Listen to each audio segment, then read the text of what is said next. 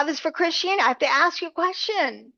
Okay, I think that you guys are guilty of something that we disparage everyone else of being guilty of, which is called situational ethics. This is one of the reasons why we are in the morass that we're in, because even in the church, this concept that, well, ethics they can move, they're fluid. Okay, we have come from a place where we used to have what's called moral absolutism, where there really were ethical laws, commandments, understandings that were put instituted by the Creator. It was absolute. All right. Then we have slipped into this morass, which has been defined today, called situational ethics, where everybody can kind of decide for themselves based on their set of circumstances, what is right and best for them. Antithetical, biblical or lawless, what you decide. But I do want to bring your attention to a couple of very important things. One is situational ethics. Do you really think, when it comes to the Ten Commandments, Christian, do you really think they're negotiable? Do you really think sometimes it's okay to lie? Okay, sometimes we do. Of course we do. I'm not talking about what we do. I'm talking about what the standard is, okay? Sometimes we do covet. We get a little jealous. And it's okay, but 99% of the time, Christian, you break Sabbath. One of the commandments is to keep the Sabbath. Oh my gosh, okay?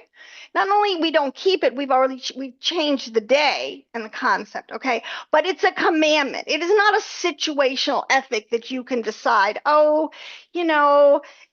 buy into this whole Christian logic. Yes, the law of God is established in the heavens. I want to read you a verse and to tell you again how Sabbath, you're not going to be able to get around it.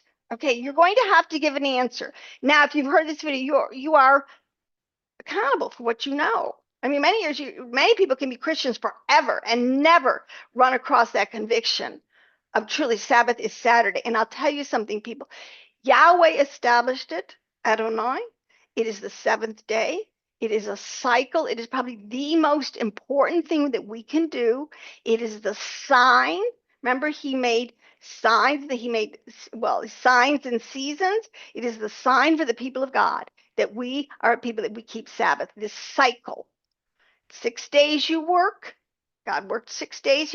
On the seventh day, he rested. There is built in, and we are obligated not only for ourselves, because it's a great blessing. Let me tell you what, it'll reset your whole lifestyle into such blessing, but it's a testimony. God, he did this. He said we need to be resting as he rested, and in him, that's why it's a great blessing. But I want to say another thing. So not only the commandment, and it never changed. The commandments didn't change. Jesus didn't come and make a new set, and he didn't establish a situational, where you can pick and choose. Okay, well, we can steal. It's okay.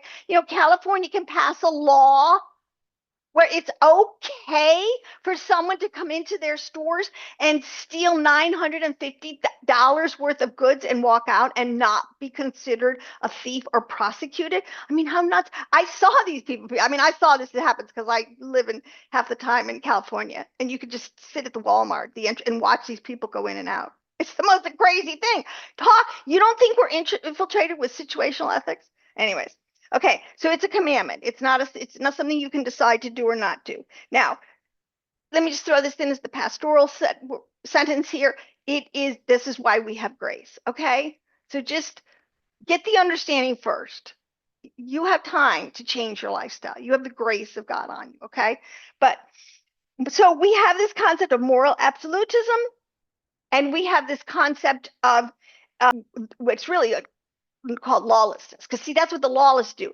They do as thou wilt.